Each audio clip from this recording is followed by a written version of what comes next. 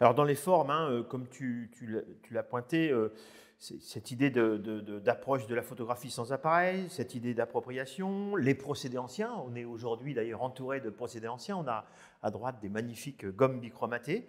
Il y a aussi, tu l'as dit, et je pensais à Lisa Sartorio, de la photographie qui prend de l'épaisseur, avec Thibaut Brunet aussi, hein, où littéralement on est dans la sculpture. Et puis il y a des thèmes. Alors, des thèmes plus universels, je pense que régulièrement, il y a des notions comme par exemple le temps. Le temps passé, le temps étiré, le temps qui participe à la photographie, puisque finalement, même pour la prise de vue, le temps est une composante essentielle. Ça, c'est aussi quelque chose qui réémerge régulièrement, ce travail sur le temps de tes artistes, non? Alors oui, c'est vrai, mais d'une manière peut-être un peu différente que celle attendue en photographie. Ce qui est certain, c'est quand on revient aux origines de la photographie, voilà, pendant très longtemps, finalement, on a eu du mal à l'intégrer aussi dans le champ de l'art, parce qu'elle-même était un peu phagocytée autour de plusieurs carcans, qui est celui de la 2D, de la planéité de la photographie, et la question effectivement de cet fameux instant photographie, comme si tout devait se définir quasiment au moment de la prise de vue.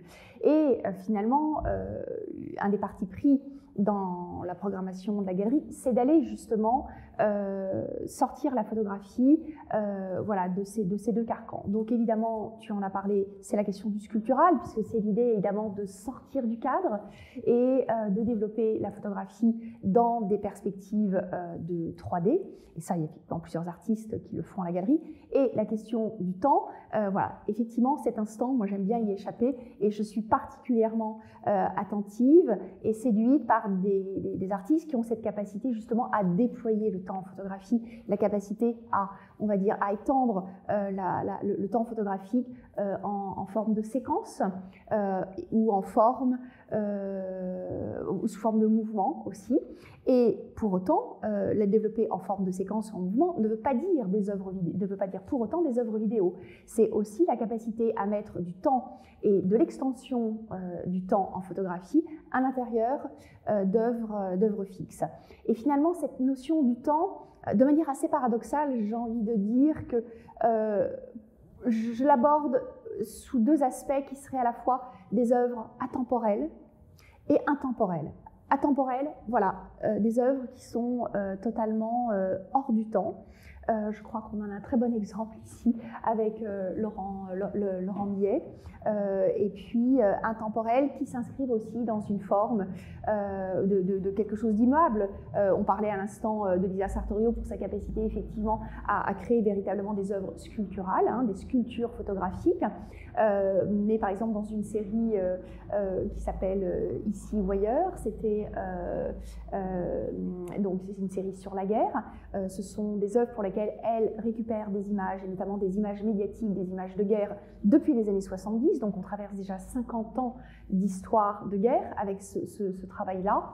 Et pour autant, on quitte toute temporalité dans ces images. Et au contraire, la force de ce travail, c'est de nous amener justement dans un présent et dans un présent permanent. C'est-à-dire de construire à l'intérieur de ces œuvres une sorte de boucle temporelle qui soit une boucle perpétuelle et quelque part qui se réactive à chaque fois que quelqu'un regarde son image. On est dans ce présent permanent.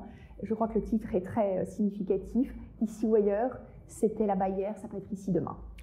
Et puis en autre thématique universelle, dans un lieu évidemment qui s'intéresse à l'image, notamment photographique, il y a la lumière, évidemment en termes de procédés, j'ai beaucoup, y compris en numérique, hein, mais aussi même quasiment parfois en termes de sujet, où on voit régulièrement cette question de la lumière qui réémerge. Oui, tout à fait. Alors effectivement, la photographie, étymologiquement, on sait qu'évidemment c'est écrire avec la lumière. Ce qui m'intéresse, donc c'est le moyen de la réalisation de l'image, c'est le vecteur de l'image, la lumière.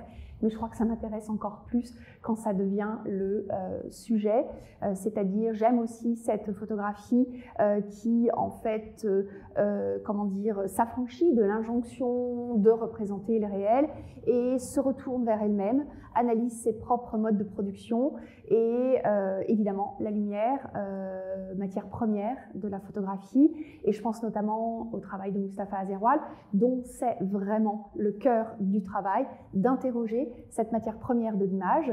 Il y a notamment une série qui s'appelle Monade, où il vient construire des portraits de lumière, comme des sculptures de lumière. D'ailleurs, lui, il est défini comme des sculptures de lumière, où il vient sensibiliser un papier, là en l'occurrence un processus à la gomme bichromatée, où il vient projeter à la surface du papier des flashs extrêmement puissants.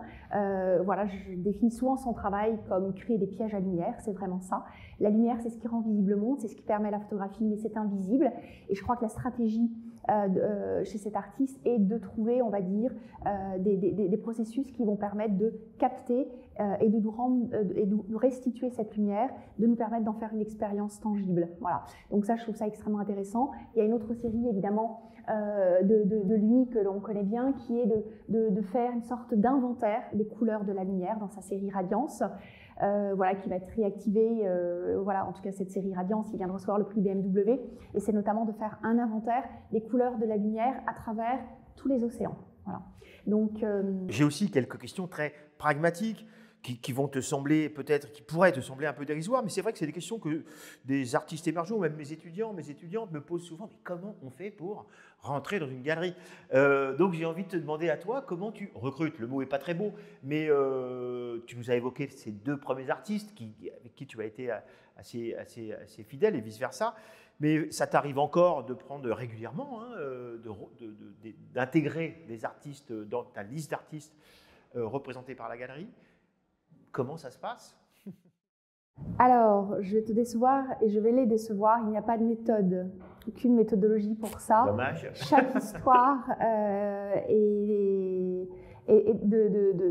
chaque relation avec les artistes est construite de manière très différente.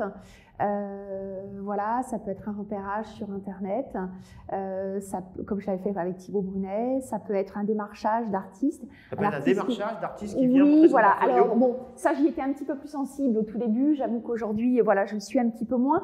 Les choses ont un petit peu évolué. C'est vrai qu'aujourd'hui, je suis plus presque dans un réseau d'experts, évidemment. Donc, beaucoup de gens connaissent très bien finalement la programmation de la galerie. On en a souvent parlé ensemble et connaissent finalement assez bien, comment dire, les points voilà, fondamentaux de ma recherche. Et quand des artistes sont en connexion avec ça, effectivement, me les adressent. Et ça a été le cas notamment pour les derniers artistes rentrés à la galerie. Je pense à Ganaël de Carbonnière, voilà, qui m'a été dirigé vers moi, vers Michel Poivert.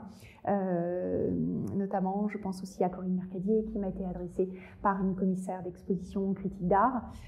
Voilà, c'était le cas pour Laurent Millet aussi, au moment où la galerie particulière a fermé, qui m'a été adressée voilà, par des gens extérieurs. Je dirais qu'aujourd'hui, le mode de recrutement est plus vers ça, mais encore une fois, il n'y a vraiment pas de méthodologie.